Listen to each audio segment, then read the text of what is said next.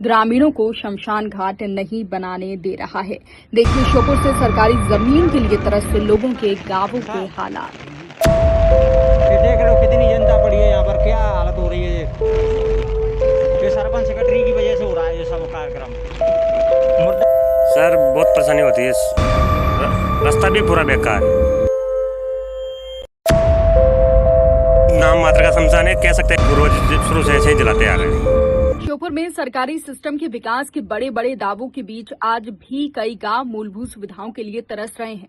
या कहें कि जीने वाले लोगों के साथ साथ मुर्दे भी सिस्टम की लापरवाही झेलने को मजबूर हैं। श्योपुर जिले के कई गांव में मरने वाले लोगों की अंतिम क्रिया करने के लिए शमशान नहीं है, तो वहीं जिन गांव में नाम के शमशान घाट हैं वहां मुर्दों का अंतिम संस्कार करना बारिश के मौसम में मुश्किल और मुसीबतों भरा साबित हो रहा है। श्योपुर में जिम्मेदारों की लापरवाही के कारण मुक्तिधामों की हालत जर्जर है। खानापूर्ति के शमशान घाटों में कहीं टीन शेड नहीं है, तो कहीं गांव में शमशान घाट नहीं होने से लोगों को नदी किनारे ही शवों का अंतिम संस्कार करना पड़ रहा है। यहाँ पर एक तो क्या नाम से जाने के लिए कोई रास्ता नहीं है, और दूसरी प्रॉब्लम यहाँ का जो रास्ता है सरकारी वो सब जब्त हुआ है। यहाँ पर कब्जा कर रखा है यहाँ पर। अच्छा, मालूम ही नहीं है रास्ता। हाँ, और वहाँ पर भी क्या नाम छत है ही नहीं वहाँ पर शमशान में। अच्छा। वो जो गेट लगा था वो गेट को भी ले गए सरपंच।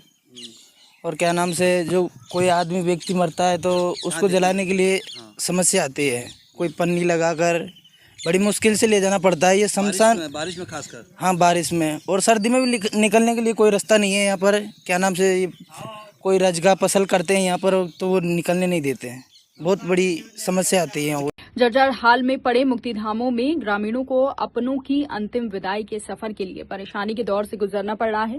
श्योपुर जिले के बड़ौदा इलाके के 1 दर्जन गांवों में जिला प्रशासन ने आजादी के बाद भी ग्रामीणों के लिए शमशान घाट तक नहीं बनाए हैं। ऐसे में गांवों में सरकारी जमीन नहीं होने के कारण शमशान घाट नहीं बनने से 12 गांवों के लोग बारिश के मौसम में कई किलोमीटर दूर पैदल चलकर पार्वती नदी के किनारे मरने वाले लोगों का अंतिम संस्कार करने को मजबूर है। सर बहुत परेशानी होती है, रास्ता भी पूरा बेकार है, मतलब कच्चा रास्ता है, कीचड़ में तो जाना पड़ता है, कीचड़ में लकड़ियाँ जाती है पूरी। शमशान सिर्फ नाम मात्र का शमशान है, कह सकते हैं यहाँ शमशान है हमारे, लेकिन ये हमारे मतलब सरकारी शमशान नहीं है जो हम अग जता सके। ये इनका है घड़ियाल वालों का। हमने तो सर शुरू से ऐसे देखा, हमारे पूर्वज शुरू से ऐसे ही जलाते आ रहे हैं, उसी जगह पे जलाते आ रहे हैं।